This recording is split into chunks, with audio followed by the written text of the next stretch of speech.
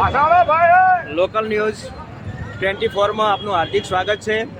આપ જોઈ રહ્યા છો આ હનુમાન ટેકરી વિસ્તાર છે અને હમણાં 4 દિવસ પહેલાં જ અહીં એક્સિડન્ટ થયેલો અને એક્સિડન્ટ થવાનું કારણ એ હતું કે પાલનપુરની જે પબ્લિક છે એ પબ્લિકમાં ટ્રાફિકની અવેરનેસ ન હોવાને કારણે પાલનપુરની મોટાભાગની પબ્લિક રોંગ સાઈડ આવે છે અને રોંગ સાઈડ આવવાના કારણે અહીં ટ્રાફિકના વારંવાર પ્રશ્નો ઊભા થાય છે।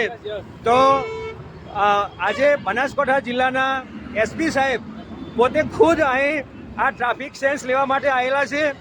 લોકોની અંદર જાગૃતિ આવે તો વારંવાર જે એક્સિડન્ટની ઘટનાઓ છે એ ન બને એટલા માટે લોકોને અહીંથી ખુદ એસપી સાહેબની જે સ્કોડ છે એ લોકોને સમજાવે છે અને રોંગ સાઈડથી પાછા વળવાનો એમને પ્રયત્ન કરે છે।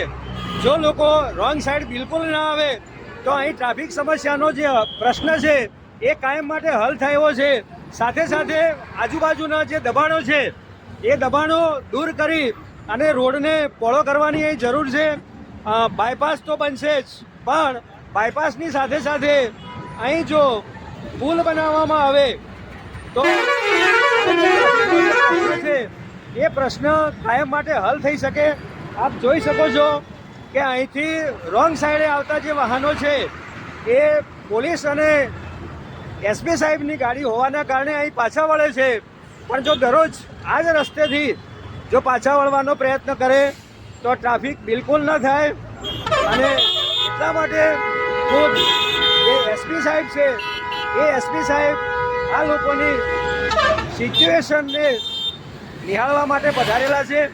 તો આપ સાંભળીએ, આપણે સાહેબને સાંભળવાનો પ્રયત્ન કરીશું જો સાહેબ આપણને ટ્રાફિક વિશે વાત કરશે। ધન્યવાદ સર।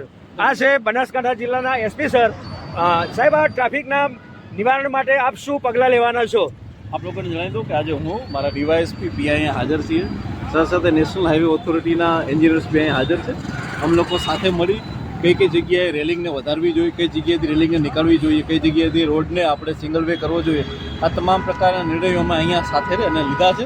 આપણે થોડા દિવસમાં એનું પરિણામ બી જોવા મળશે અને સાથે સાથે લોકોને અપીલ કરવા માંગીશ કે આપણી ટ્રાફિક સેન્સને સુધારવી જોઈએ, જેથી કરી અને એવી રીતે ના આવીએ કે આપણે સામેવાળા ટ્રાફિકને ખુદ અડચણરૂપ બનીએ।